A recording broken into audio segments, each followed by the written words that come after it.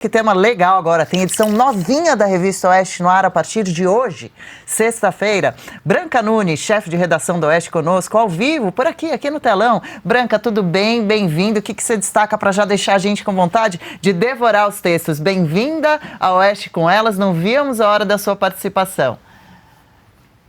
Bom dia, Adriana, Marina, Paula. Eu adorei o convite para participar do programa, viu? Bom. E também queria dizer que vocês vão pegar em primeira mão, porque a edição realmente acabou de ser publicada. Eba! E eu vou começar, Adri, com a capa, que ela foi escrita pelo Silvio Navarro essa semana, e é mais uma prova de que nós estamos vivendo um governo, assim, PT puro sangue, vamos colocar, né?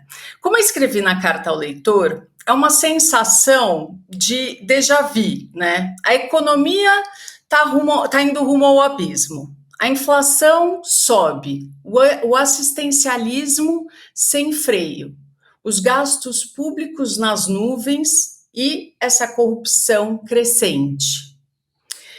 Então, uma das fábricas de dinheiro, né, que está sob o controle do partido é a de Itaipu Binacional, que é a segunda maior hidrelétrica do mundo. Ela é superada apenas pela Três Gargantas, que fica na China. Enfim, uma série de convênios, mais do que suspeitos, estão sendo revelados nas últimas semanas por vários veículos de comunicação, e nós também investigamos bastante esses convênios. Tem um deles que chama atenção, é o da Programa Biofavela, CUFA e Itaipu pela Vida na Favela.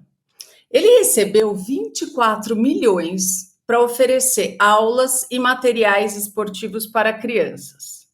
Então, entre os gastos, há desperdícios como assim, são 3 bolas para cada jovem atendido. Bom, na minha época, assim, né, você tinha uma bola e a gente dividia entre aquele grupo. Lá não, eles têm 3 cada um.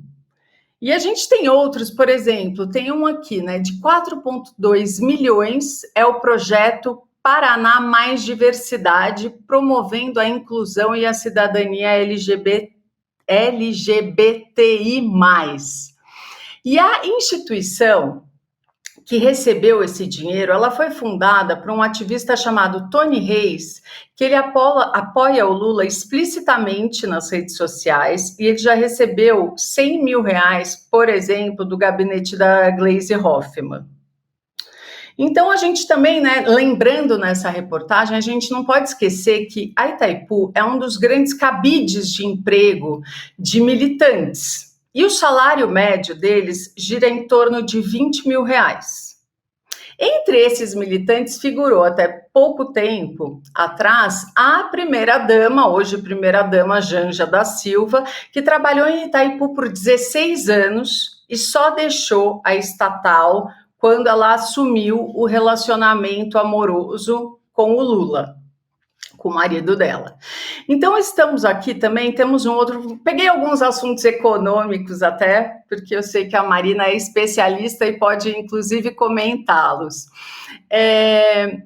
Por exemplo, tem aqui a matéria, a reportagem do Anderson Scardoelli mostra que assim, né, enquanto esses empregos, eles estão garantidos no serviço público para a companheirada, o setor produtivo ele sofre com a falta de mão de obra qualificada.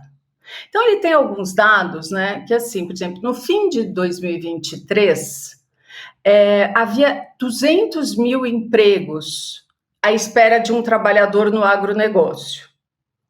No estado de São Paulo, seguem abertas 30 mil vagas no setor de supermercados, caixas, empacotadores, açougueiros e profissões do tipo. E na construção civil, 40% dos empregadores, eles relataram que encontraram dificuldade para contratar. E um dos motivos disso é o que o Carlo Cauti coloca na reportagem dele, que é o quê? Este inchaço dos benefícios sociais. Então tem assim, em 2004, por exemplo, 6 milhões de núcleos familiares recebiam o Bolsa Família. Hoje, eles são 21 milhões. E os valores passaram de R$ 48 para 670. Então, assim, se você pega, por exemplo, dois brasileiros que vivem juntos, mas não são casados oficialmente no papel, cada um recebe R$ 270.